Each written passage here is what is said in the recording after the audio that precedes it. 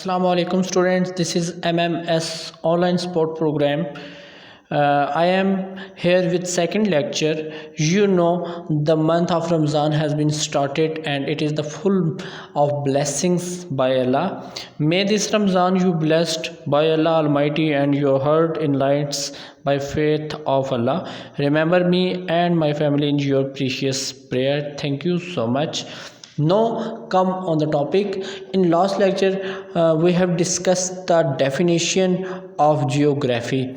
In this lecture I will discuss you the importance of geography as well as the branches of geography. First I will explain the importance of geography कि इसकी importance क्या है, इसकी अहमियत क्या है कि हम जियोग्राफ़ी को क्यों स्टडी करते हैं, इस पे क्यों रिसर्चेस की जाती हैं और इससे हमें फ़ायदा क्या हुआ। क्योंकि हम जिस ज़मीन पे रह रहे हैं वहाँ पे बहुत से और भी क्राइटेरियाज़ हैं, उसकी लोकेशंस हैं, उसमें ओशंस हैं, रिवर्स हैं, प्लेन एरियाज़ हैं, माउंटेन एरियाज़ हैं। These alls are the beauty of natures.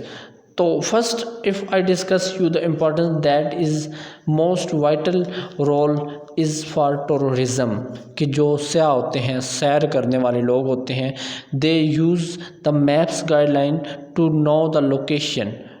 So we must need to read the geography कि टूरिज़्म के लिए बहुत इंपॉर्टेंट होती है कि वो कोई भी एग्जैक्ट प्लेस को विज़िट करने के लिए क्या करते हैं, मैप्स गाइडलाइंस देखते हैं। और मैप गाइडलाइंस वो ही अच्छे तरीके से देख सकता है और उससे एग्जैक्ट लोकेशन को जो है सेलेक्ट कर सकता है जो जियोग्राफी का स्टूडेंट हो।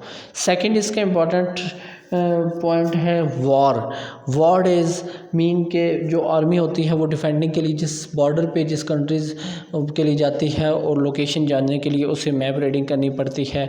और जितने भी न्यूज़ अप्लायंसेस हैं these alls are discussed in geography subject. तो हमें इसके लिए बहुत ज़रूरी है कि हम जियोग्राफी के स्ट्रक्चर को स्टडी करें। फर्दर मोर पॉलिटिकल और अदर सिचुएशंस जिसमें हम बाउंड्रीज़ को डिस्कस करते हैं। फॉर एग्ज़ाम्पल हमारी कौन कौन से कंट्रीज़ किसके साथ कनेक्शंस हैं, जैसे कि अफ़गानिस्तान जो पाकिस्तान का हमसाया मुल्क है वो पाकिस्तान के साथ उसकी कैसी कनेक्शन है, तो वो through Durant line.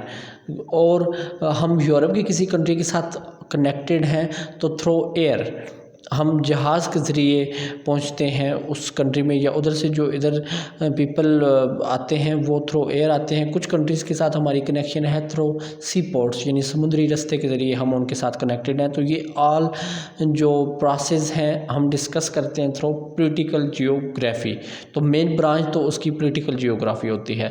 Most important thing कि इसकी इम्पोर्टेंस क्या है कि हम जिस सियारे जिस पे रह रहे हैं that name is earth. There are 8 planets which are revolving around the sun.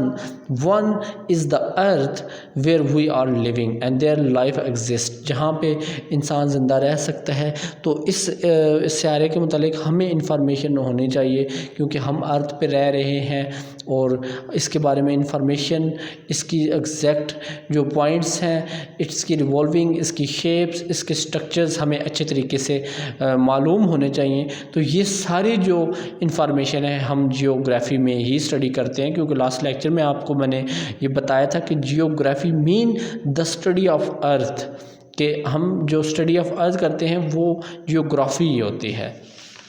Furthermore students, if I discuss the branches of geography, that is physical geography and second is man-made geography or human geography। Physical geography में हम discuss करते हैं mountains, oceans, reverse, land को जिसकी सब classes हैं। Geology, material of earth and layers, आपका first chapter जो अर्थ को एक है वो भी इसी लेयर के रिलेटेड है जो हम फर्स्ट चैप्टर में डिस्कस करेंगे इंशाल्लाह। एस्ट्रोग्राफी जिसमें solar system, stars, planets and satellites हम डिस्कस करते होते हैं।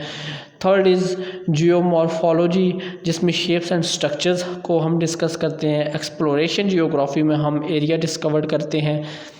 जू जियोग्राफी में animal with respect to earth हम डिस्कस करते हैं कि कौन सा एनिमल किस जो एरिया और किस क्लाइमेट में ग्रो कर सकता है। For example camel can grow and live in desert. ये एक सहराई जानवर है और इसे द एरोप्लेन ऑफ डेजर्ट भी कहा जाता है। इसी तरह प्लांट जियोग्राफी, जैसे कि प्लांट रिलेटेड इंफॉर्मेशन होती है, कौन से प्लांट किस एरिया में अच्छे तरीके से ग्रो हो सकते हैं, जैसे कि कैक्टस प्लांट है जो ये भी डेजर्ट में ग्रो होता है, ये किसी और प्लेन एरिया या माउंटेन एरियाज़ में ये ग्रो नहीं कर सकता। इसी तरह कुछ माउंटेनियस प्लांट हैं जो डेजर्ट में ग्रो नहीं कर सकते, क्योंकि कैक्टस प्लांट जो होता है वो लॉट ऑफ डेज़ अपने जो रूट्स हैं उसके अंदर पानी को स्टोर कर सकता है। लेकिन कुछ प्लांट्स होते हैं या एनिमल्स जो होते हैं वो ज़्यादा देर के लिए अगर उनमें पानी ना प्रोवाइड किया जाए या गर्मी ज़्यादा हो तो वो अपने आप को नहीं कर सकते। हाइड्रोलॉजी, जिसमें वाटर बॉडीज़ को डिस्कस किया जाता है। मेट्रोलॉजी में क्लाइमेट एंड ह्यूमिडिटी को डिस्कस किया जाता है। मोर फर्दर ह्यूमन जियोग्राफी जो सेकंड ब्रांच थी उसमें हम economic geography, political geography, settlement geography, statistical geography, industrial geography, agricultural geography, rational geography, social geography और पॉपुलेशन जियोग्राफी डिस्कस करते हैं। तो आपने इसकी ब्रांचेस सुनने के बाद आइडिया आपको हो गया होगा कि हम बहुत ज़्यादा रेंजेस में जियोग्राफी को डिस्कस करते हैं और अभी आपको इम्पोर्टेंस भी इसकी इंफॉर्मेशन समझ आ गई होगी कि हमें इसकी इंफॉर्मेशन क्यों पढ़नी चाहिए, क्योंकि जो whole over the world criteria है वो सब इस जियोग्राफी में ही डिस्कस करते हैं।